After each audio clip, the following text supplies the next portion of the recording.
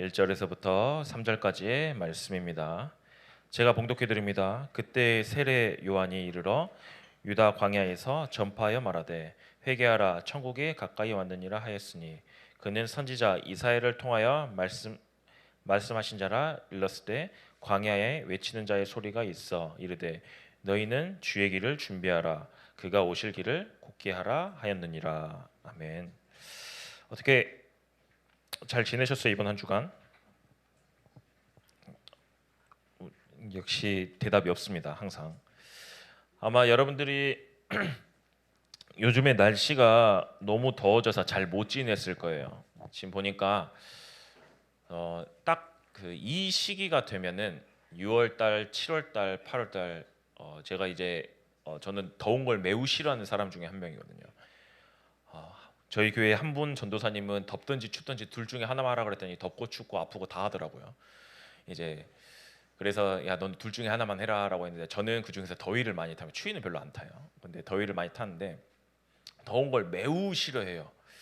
그러다 보니까 집에 있으면은 이제 더우니까 에어컨을 자꾸 틀어놓습니다.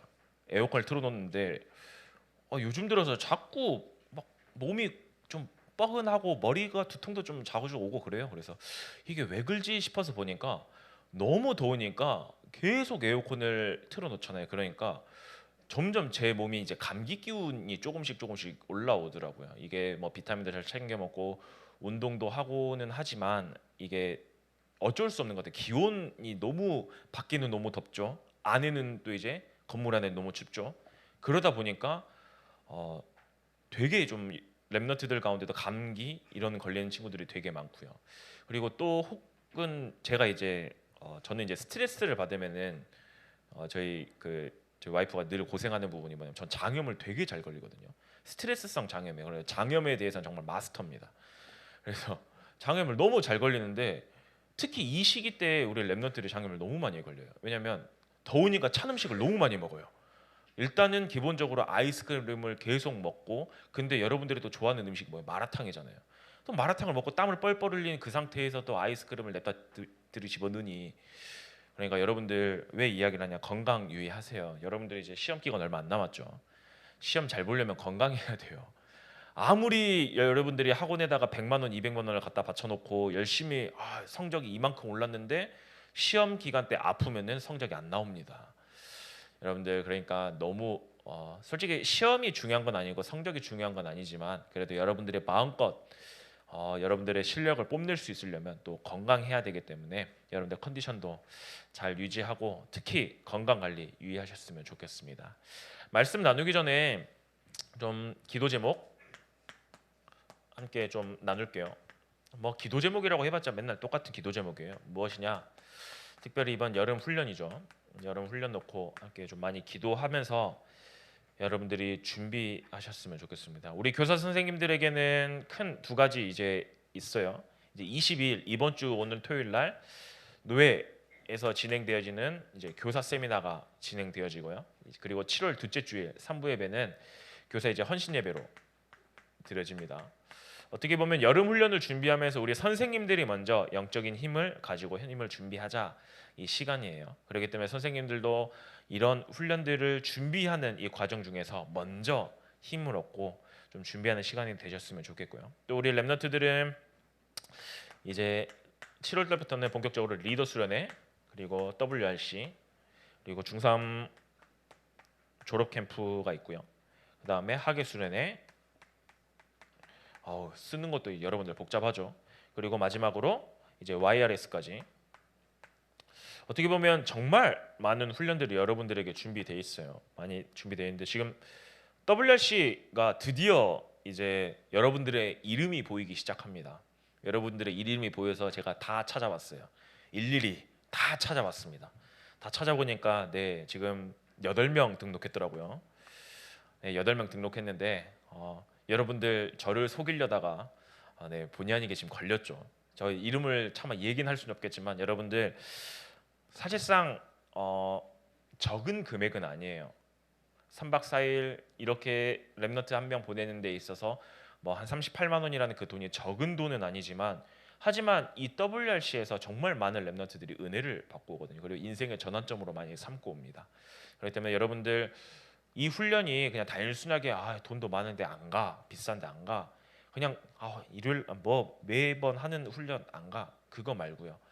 진짜 기도하면서 준비하면서 그러면서 하나님 정말 이 훈련의 시간표를 통해서 정말 나 하나님 앞에 쓰임 받는 일꾼으로 하나님 그 터닝 포인트가 될 수 있는 그 시간 되게 해달라고 기도하면서 함께 준비해 가셨으면 좋겠습니다. 이 훈련들 여름 훈련들을 놓고 우리 선생님들하고 우리 렘넌트들 함께 계속해서 기도하면서 준비하셨으면 좋겠습니다. 우리가 계속해서 지금 마태복음 말씀을 나누고 있어요.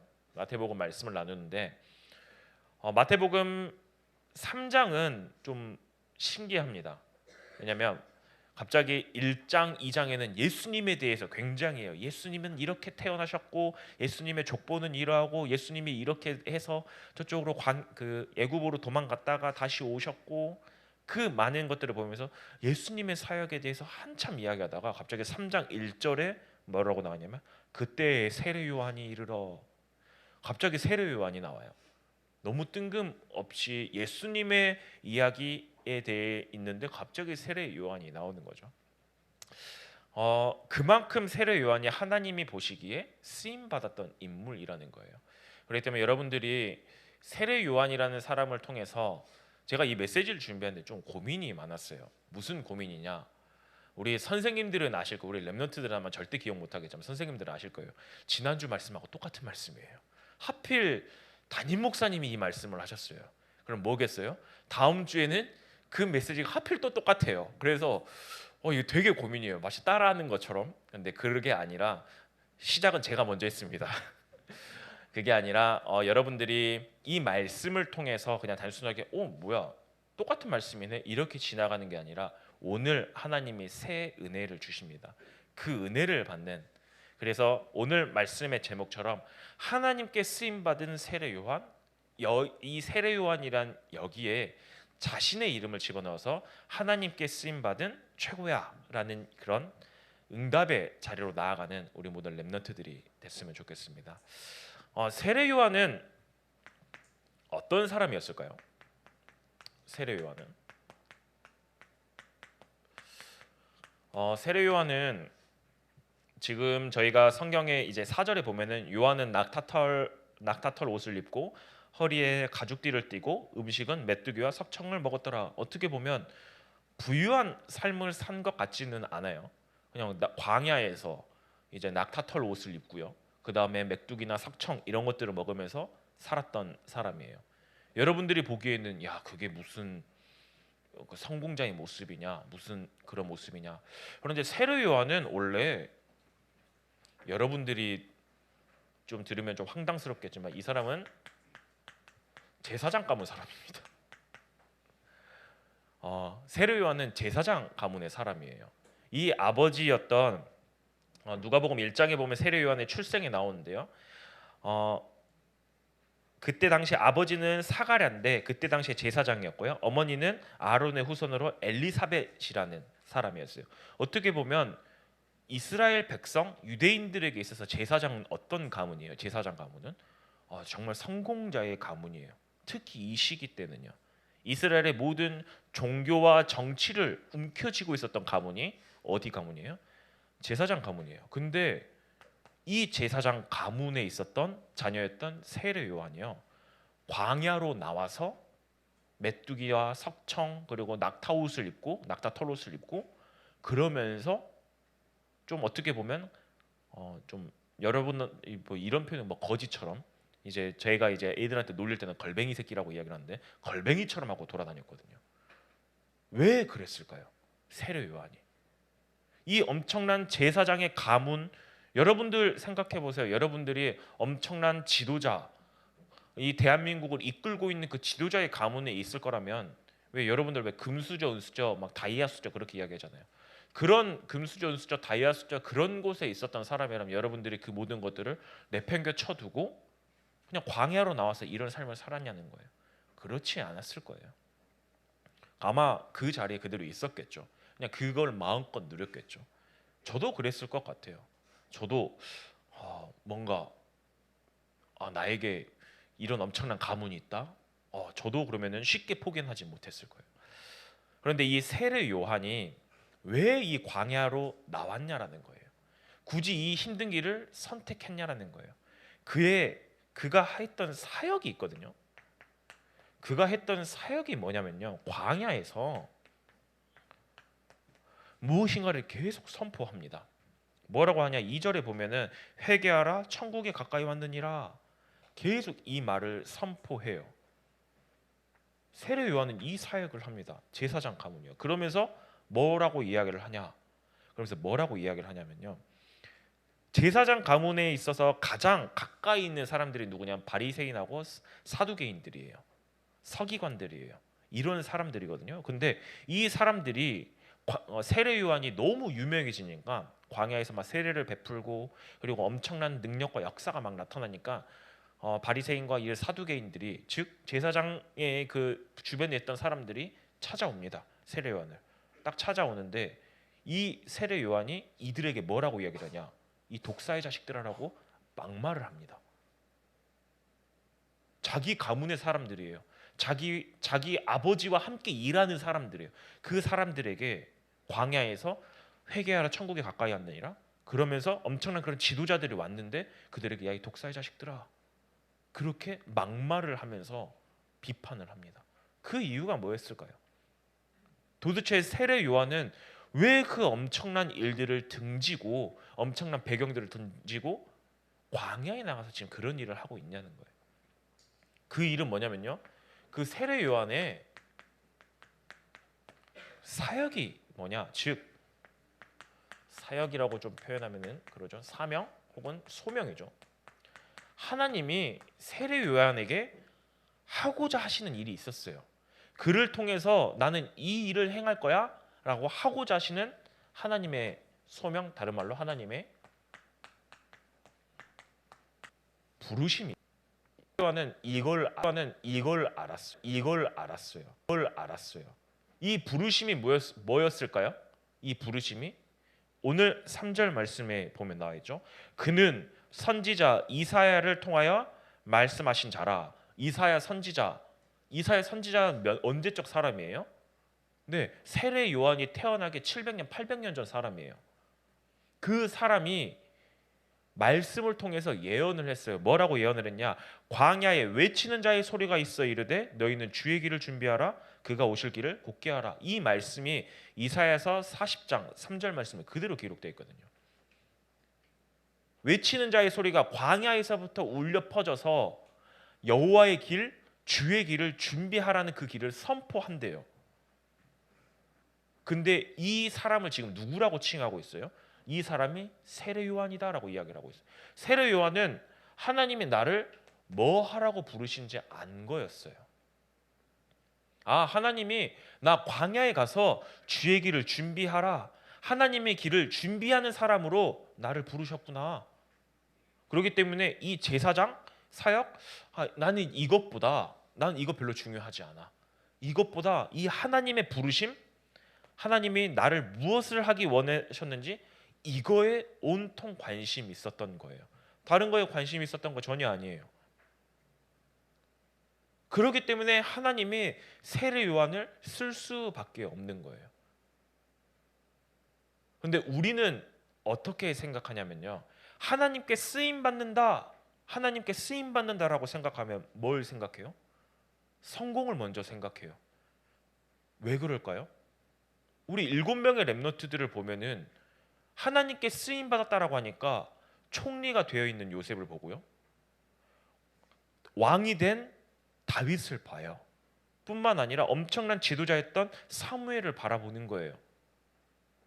그리고 그 바벨론에 포로 갔는데 4명의 왕을 섬길 정도로 있었던 다니엘, 그런 성공자의 모습들만 보니까 그래, 하나님께 쓰임 받는다라는 것은 성공하는 거구나 착각을 해요. 근데 반대로 세례 요한은요, 하나님께 쓰임 받는데 어디에서 쓰임 받아요? 광야에서요. 지극히 평범함 가운데서 쓰임 받고 있는 거예요.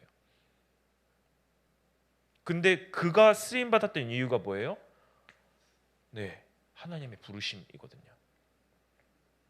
여러분도 한번 생각해 보세요. 여러분들은 요셉 하면 뭘 생각해요? 총리를 생각하잖아요. 근데 요셉은 원래 어떤 사람이었어요? 고자질쟁이였어요. 뭐만 하면 툭하면 아빠한테 가가지고 아빠 이랬어, 형이 저랬어, 그랬던 사람이에요. 그러니까 어떻게 해요? 미움을 사고 노예로 팔려갔던 사람이에요. 거기다가 어떻게 해야 돼요? 죄수였어요. 여러분들이 보기엔 실패자잖아요. 근데 그 실패자를 누가 총리로 세웠어요? 하나님이 총리로 세웠어요. 실패자를 총리로 세운 건 요셉이 뭔가 엄청난 유학을 해서 성공을 해가지고 뭔가 공부를 열심히 해서 그렇게 해서 총리의 자리로 간 게 아니라 하나님이 요셉을 총리의 자리에 세우신 거예요. 이유가 뭘까요? 요셉은 이거 알았어요. 하나님이 날 왜 이곳에 보냈는지 아신 거예요. 알았던 거예요. 그러니까 나중에 형들이 왔을 때 뭐라고 이야기를 해요? 창세기 45장 5절 말씀에 형들이 요셉이 총리된 거 모습을 보고 발발발 떨면서 아, 우린 진짜 죽었구나 생각하고 있을 그때 형들이요, 근심하지 마소서, 한탄하지 마소서, 하나님이 당신들을 구원하기 위해서 나를 먼저 이곳에 보냈습니다. 그들을 용서까지 해요. 요셉은 뭐예요? 하나님이 나를 뭐 때문에 그 자리에 보냈는지 알고 있었던 사람이에요. 다윗은요, 사무엘이 기름 부어서 세우려고 하니까, 이세 집에 와서 기름 부어서 세우려고 하니까 다윗이 8번째 아들이거든요. 첫째부터 7번째까지는 이세가 다 불렀어요. 다윗은 부르지도 않았어요. 일명 말하는 쩔이었어요. 저기 진짜 구석에 박혀가지고 양치고 있었던 그런 목동에 있었던 사람이에요. 아버지에게조차도 인정받지 못했던 그런 사람을 하나님이 그에게 어떻게 해요? 사무엘을 통해서 너 왕이 될 거야 기름을 붓습니다. 과연 그 말을 누가 얼마나 믿었을까요? 그렇게 기름 붓고 세움을 받았는데 골리앗하고 싸울 때요, 형들이 다윗이 오니까 네 여기 구경하러 왔냐고, 왜 사라지라고 그렇게 이야기를 해요. 근데 다윗은 뭐라고 이야기합니까? 어찌 이유가 없지 않겠습니까? 당당하게 믿음의 고백을 하고 나갑니다. 그리고 나서 다윗이 또 10년 동안의 광야에서 사울 왕에게 엄청나게 쫓겨다녀요. 여러분들이 보기에는 실패한 인생이에요. 그런데 그 다윗을 누가 왕으로 세웠어요? 하나님이요. 다윗은 자기가 왜 왕으로 돼야 되는지 이유를 알았던 사람이에요. 그게 뭐였을까요? 다윗이 왕이 되고 나서 온 땅에 평화가 오기 시작하니까 제일 먼저 했던 일이 무엇이냐? 성전 건축이요. 언약궤를 예루살렘 성으로 가지고 오고요, 찬양대를 편성하고요, 예배자의 삶을 살 수 있도록 온 이스라엘 백성이 하나님을 예배할 수 있도록 성전 건축하는 거예요. 그 일에 목숨 걸었. 하나님이 나를 뭐 때문에 왕의 자리에 세웠는지 알았던 거예요. 그러니까 지난 과거들, 뭐 많은 돈들, 이거 중요하지 않아요. 이것만 중요했어요. 근데 여러분들은 지금 어때요? 과연 지금 좀 이렇게 제가 좀 이렇게 하면은 좀 너무 백폭인데, 과연 여러분들 가운데서 성공자가 몇 명 나올 것 같으세요? 솔직한 말로 여기서 여러분들 가운데서 진짜 그래 일명 말하는 그 성공자라고 이야기했을 때 여러분들 수준의 성공자는 뭐예요? 그냥 의사, 대기업 가는 거, 뭐 삼성 회사원, 아니면 5급 공무원 합격하는 거. 여러분들의 성공의 기준은 그거잖아요. 근데 세상에서는 그런 것들 그냥 발로 차고 다니는 수준인데요.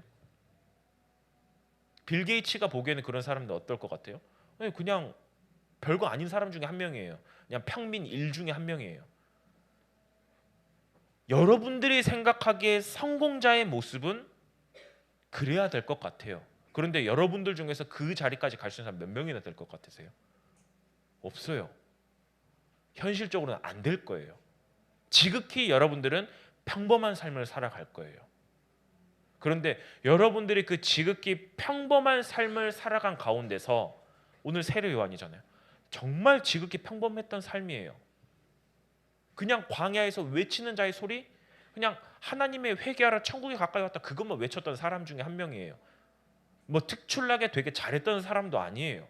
그런데 세례 요한의 평가가 어떠냐면요, 이러고 나서 예수님이 오고 나서 세례 요한은 사라집니다.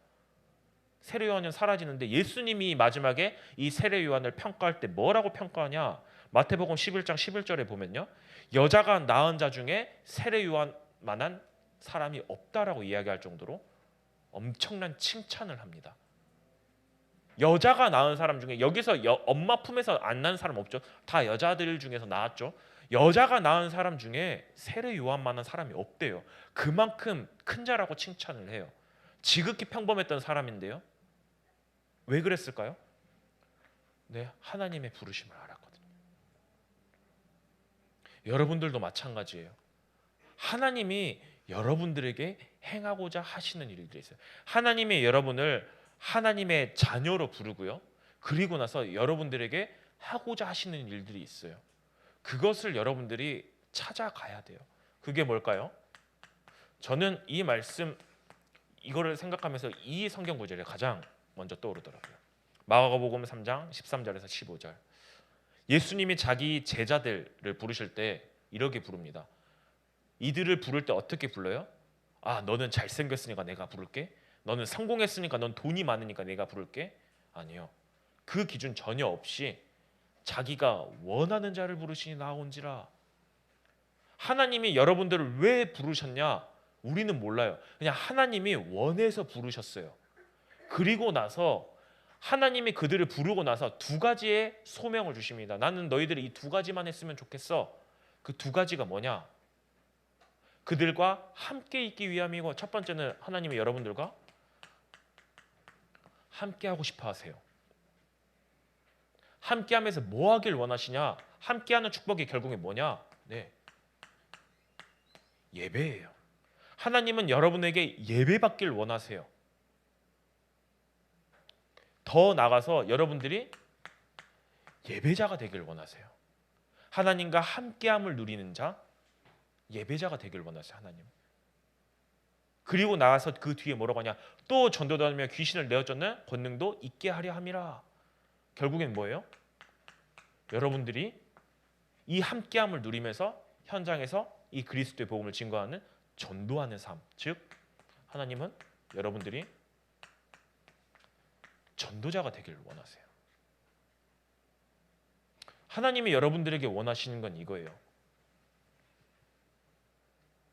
오늘 한번 보세요. 세례 요한은 하나님의 부르심이 뭐였어요? 네, 하나님의 부르심이 광야에 외치는 자, 하나님의 주의 길을 예비하는 자. 아, 그래, 하나님 나 이 일 하라고 하셨지? 나 이거 할 거야. 그러면서 진짜 광야에 나가서 회개하라, 천국에 가까이 왔다. 회개의 복음을 계속 선포했어요. 지극히 평범한 삶 가운데서요. 성공자의 모습도 아니었어요. 어찌 보면 비참한 인생 가운데 있었던 사람 중에 한 명이에요. 그런데 그가 하나님의 부르심에 응답해서 나아갔어요. 세상의 기준이 아니에요. 만약에 세례 요한이 세상의 기준이었으면 그냥 제사장 가문에 있어도 괜찮아요. 왜냐? 거기가 훨씬 더 성공자의 모습이니까요. 근데 그곳에 있는 게 아니라, 그래, 하나님의 나를 광야에서 외치는 자의 소리라고 나 이야기했지, 외치는 자라고 이야기했지, 나 진짜 광야 갈래. 진짜 그 말씀 붙잡고 광야 간 거예요. 지금 하나님이 여러분들을 이렇게 부르고 계세요. 여러분들 지금 광야 가라고 이야기는 하잖아요. 광야 가면 이 날씨도 더운데 광야 가면 얼마나 덥겠어요. 하나님은 여러분에게 제일 첫 번째, 예배자의 삶. 나 너희들과 함께 하고 싶어? 너희들이 나와 함께하는 삶을 마음껏 누리는 예배자의 삶을 살아. 더 나아가서 나와 함께함을 다른 사람들에게 증거하는 이 전도자의 삶을 살길 원해. 내가 너희들에게 원하는 건 이거야. 이것 때문에 자기가 원하는 자를 부르시니 나온지라 라고 이야기를 합니다. 하나님이 이것 때문에 부르신 거예요. 세상의 기준 아닙니다. 정말 세상에 말하는 성공, 세상에 말하는 뭐 그런 것들 전혀 아니에요. 세상에 말하는 것들 아니에요. 하나님이 말하는 것에 여러분들 반응하세요. 이게 복음이거든요.